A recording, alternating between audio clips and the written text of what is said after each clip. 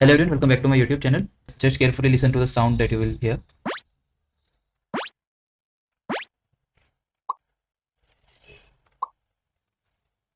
This is the sound that we will be going to adding in the video. So let's jump right into it. Let me move to the VS Code. Let me close all these. First of all, when we are navigating to any route, we see a animation and a sound, right? So let me show you what is the code for that. Let me move to the layout.svelte, main layout.svelte file. So in this, I have explained how I added animations and all. You can click above and see the video. So here basically I've created this component audio player. In this we have two props, play and sound type. This is the flag which is used to play the sound, and this is the sound that we want to play. Like I have two sound currently, which is jump sound and bubble sound.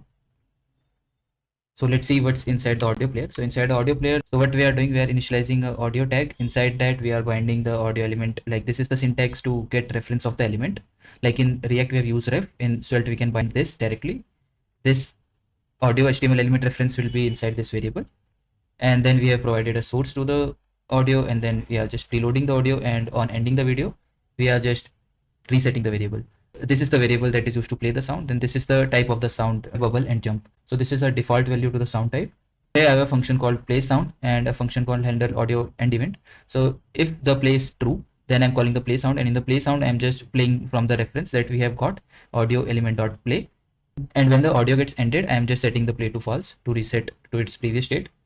And then we can just include this component and everything works fine. And its loading is setting up, like its loading is getting true every time we navigate to a different route or navigate between routes.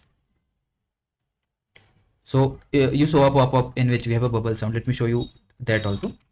So that is basically location permission component. Here also I've just added the audio player component, and plays basically on a store. If the store is true, play will be true and the audio will be played. Default is the bubble sound, so bubble sound will be played. This variable is getting true whenever we click on the button.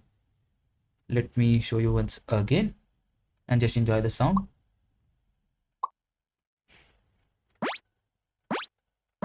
If you like the video, do hit the like button, and for more such content, do subscribe my channel and hit the bell icon so that you get notified whenever I release a new video.